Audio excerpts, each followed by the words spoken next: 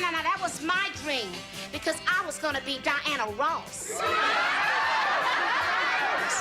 You know, young love is so sweet. Now knock it off. You want to know one thing, Daddy? In all the years I've been gone, I never stopped loving you. Okay, you don't have a daughter named Nell. Damn. Dan, I had a show with children. I could have lost everything. I jeopardized my marriage, my daughter. I have a very respectable family. Nell Carter. For millions, she was the undeniable star of the screen, a force of vocal brilliance. What do you mean, chill? But beneath the dazzling exterior lurked a life shadowed by darkness. Multiple divorces, a crippling drug addiction, and even a battle with suicide. Being unhappy and being on cocaine is being afraid to answer the door. The phone rings and you know the police are coming to raid your home. It no longer becomes a home. You find one room. You stay in that one room, and it's usually dark. You usually have music going. You usually have your television going, but you don't get on the phone. And then you try to crash, and then you have to get up in the morning, which in tins means you have to have a swig of booze to get you together, come to work. Then in the middle of the day, you have to start it all over again, and then you spray in your mouth so the children won't know. And you realize, I don't want to live like this. Help me. And you can't get out of it. A stark contrast to the person she was behind the screen. So, who was the real Nell Carter? To understand the woman behind the wattage, we'll need to start at the beginning. Nell Ruth Hardy.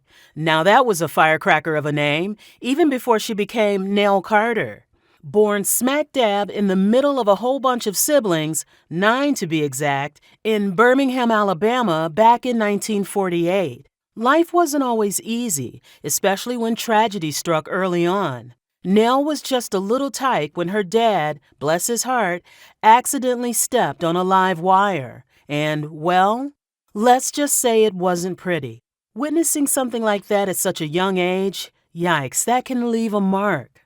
But Nell, she had this thing about her. Even as a kid, she loved to sing and entertain, belting out tunes at Ray's Presbyterian Church with the youth groups, and even getting on the local gospel radio show. That was her jam. By the time she was a teenager, she had already been performing with a group called the Renaissance Ensemble. They were cool cats, these Renaissance folks, but trouble seemed to follow Nell. One night after a gig, she catches a ride home with someone she knew.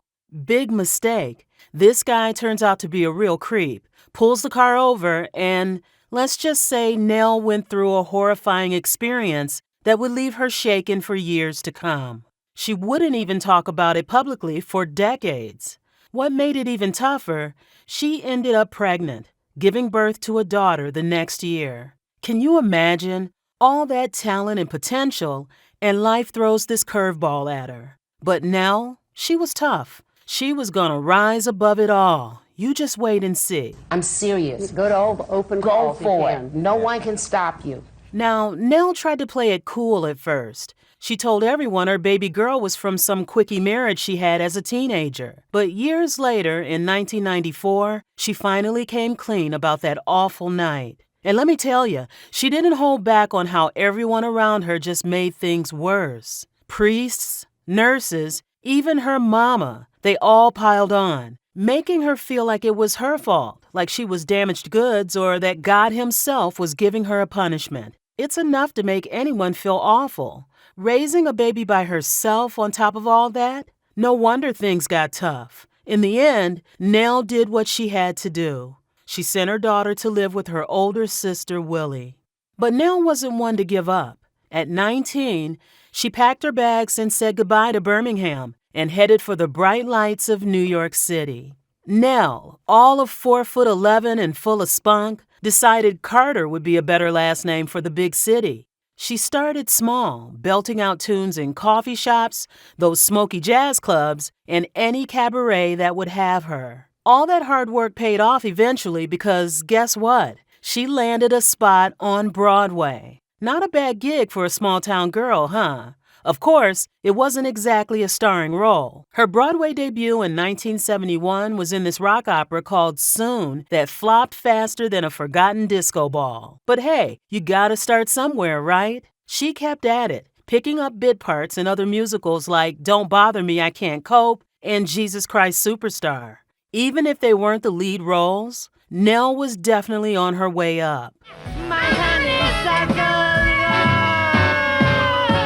There were a lot of people that had negative feelings about it, but from working on it, I knew it would be something. I really did. I was very happy to do it. I just felt sorry for the people that didn't audition because they had negative vibes. It was their loss. So Nell didn't stop there. She honed her acting chops even more by training as a drama actress over in London. Fancy, right? But guess what? Her big break came back in the States with this super fun musical called Ain't Misbehavin'. The show was a total hit, running on Broadway for ages, and Nell won a Tony Award in 1978 for her part. And the winner is Nell Carter. It should have been the happiest night ever. I don't stay out late, don't get it go. But life can be weird. That same night, she also tried cocaine for the first time. I did cocaine, the same kind that everyone else does in Hollywood. And I didn't want to go on the bandwagon. Number one, I know that right now it's the in thing to get on a cover of something, to say, yes, I had a problem. You know, it's the in thing to be the victim. So you have to understand, I had a show with children. I could have lost everything. I jeopardized my marriage, my daughter. I have a very respectable family. I could not. I have a cousin who, at the time, was mayor, and she was on the council for the president. I could have destroyed all these people. Nell jumped to TV, too, landing a role on the soap opera Ryan's Hope from 1978 to 1979. You people are kidding me. This has to be a joke. Nah, they don't have brains to joke. Fun fact, she took this role instead of playing Effie White in the Broadway musical Dreamgirls. That part later launched Jennifer Holliday's career. But 1981 was a game changer. That's the year Gimme a Break came along. Chief, life moves slowly when you pack it for a man who takes 12 pairs of shorts for a 4-day trip. He's either very neat or very nervous. The sitcom was a ratings smash and exactly what NBC needed. It skyrocketed Nell to fame with award nominations rolling in and even a win. But all the pressure wasn't exactly sunshine and rainbows. By season 2, things were getting rough. She was making a ton of money, but spending a scary amount on drugs, booze, and shopping sprees. If you do a job where it's strictly acting, singer Nell Carter was okay in the role. Oh, that hurts. You couldn't refer to me as an actress? She ties the knot with this businessman named George who even converts to Judaism. Seems like everything's coming up Carter, right? Wrong. Nell had a secret passenger on this success train, a nasty drug habit. It wasn't until this addiction started messing with her work and her marriage that she realized things were way out of control. Joe came and got me, wrapped me in my mink coat, put me in a limo, drove me to the basement. I will not tell you which hospital, but it was not Cedars. Put me in an assumed name, and I was in solid until I got well. One scary story. Her friends hadn't heard from her in ages, and her husband was overseas. Worried sick, they practically kicked down her door and found her passed out cold. That's when reality hit. As she later said, forget asking if she needed help, they just told her. Everyone and their dog was doing coke back then, but Nell admits she took it to a whole other level. Things took a turn for the worse in 1984. Nell was in London to see her friend Liza Minnelli perform, but before the show, she hit rock bottom and tried to take her own life. Luckily, Liza swooped in like a superhero and got her on a plane back to the U.S. for rehab. Nell finished the program and even shed a bunch of weight, but those healthy habits wouldn't last. The weight struggles continued on her sitcom set, and on top of that, her addiction was making it hard to, well, act. In the end, NBC had to pull the plug on Gimme a Break after 6 years. So, Gimme a Break gets the axe, and Nell decides to ditch L.A. for the bright lights of New York again. Back to her roots, belting out tunes in nightclubs. For a few years, she juggled her singing gigs with a long-distance marriage to George. Things weren't exactly working out, and they separated. They never actually got around to finalizing the divorce, though, and even tried to patch things up. Nell really wanted to have more kids, but sadly, she had a few miscarriages. By 1989, she decided to call it quits on the marriage for good. But tragedy struck again when her brother Bernard, who had been battling AIDS, passed away that year. He was basically my best friend and family all rolled into one, Nell said about her brother. He even got me started singing. Made me learn this crazy song called the Hallelujah Chorus when I was 5. All the parts. But I loved it. It was also during this time that Nell adopted 2 beautiful baby boys. This helped alleviate the crisis that seemed to unfold around her at every instance. The 90s brought a return to TV for Nell, with shows like You Take the Kids and the much more popular Hanging with Mr. Cooper. Oh, Merry Christmas to you too, Coach Corley. And thank you for my Whitman sampler. This was also the time she met her second husband, Canadian record producer Roger LaRocque, on a blind date. They tied the knot in 1992, but Nell was struggling with her weight. She was up to nearly 300 pounds. Well, I go through moments where sometimes you might look at a show where they might make fun of the person Nell Carter, and that does hurt if it would hurt anyone. But on the average, I love myself, and I believe that God gave me talent, and it's up to me to take care of myself. And the thing is that I cannot and will not waste my time being unhappy because you don't like the way I look. Things took another dramatic turn that same year. Nell had a major health scare, a double brain aneurysm that landed her in the hospital with a monster headache. Luckily, the doctors were able to fix her up, but her marriage to Roger didn't fare as well. They divorced a year later. Nothing seemed to be going right. The 90s weren't all sunshine and rainbows for Nell. In 1997, she landed a role on Broadway in a revival of Annie. But things got messy. They cast her as the mean Miss Hannigan, but when she saw the play's promo photos, she flipped. They were still using photos from an earlier production with a white actress, and Nell was furious. Racism or not, it wasn't a good look. The producers swore they weren't racist, but that retaking photos would cost too much money. On top of that drama, Nell's health wasn't cooperating. Throughout the year, she kept getting sick and one night even collapsed on stage from a lack of insulin. Yikes. Sadly, they ended up replacing her with Sally Struthers.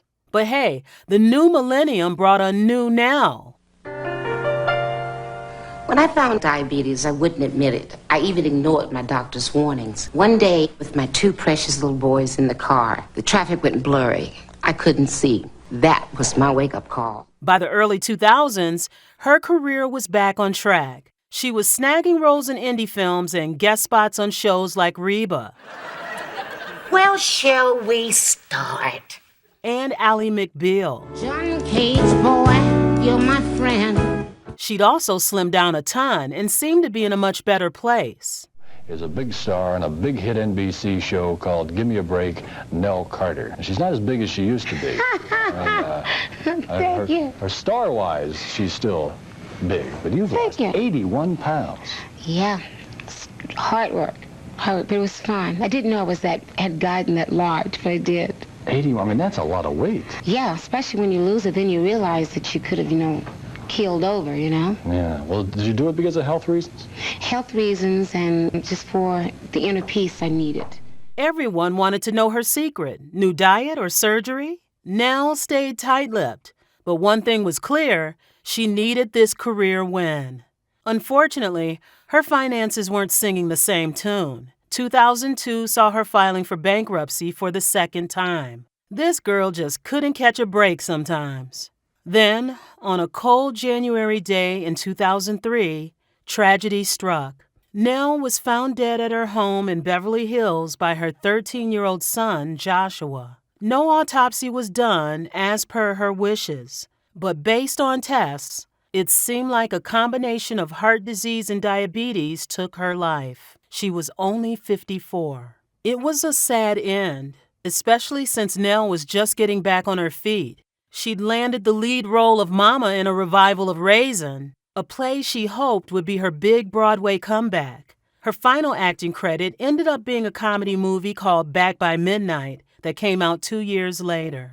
Oh, wait a minute. Today's special is pea soup. Here's where things get interesting. After Nell passed, some surprising details came to light. Turns out she didn't leave much behind. Barely $200 in the bank with debts over $1 million. The bigger shocker? Nell's longtime friend Ann Kaiser, who everyone thought was just a business partner, inherited her house and became guardian to her 2 youngest sons. Apparently, they were actually domestic partners whose relationship started in the 90s and was kept private until Nell's death. Nell Carter's life was a roller coaster, moments of triumph mixed with heartbreaking struggles. But through it all, her incredible talent and impact on entertainment are what she'll be remembered for.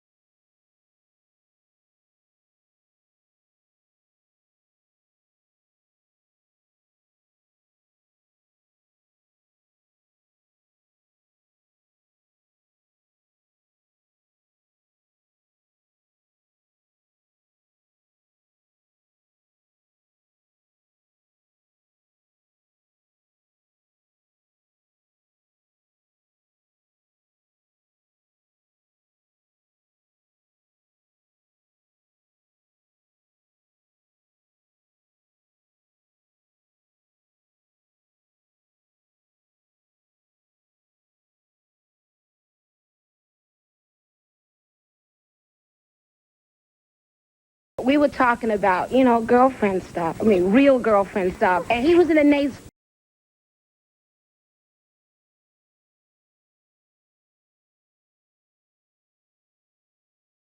The lights have to be right, too. When I sing a love song, I like the lights to go down way low. Mr. Aladdin, sir, what will your pleasure be? What do you mean to you? That's it. I personally, if I'm going to die, I want to be on stage. So everyone will see it. Right here. If it's on TV, they can edit it out.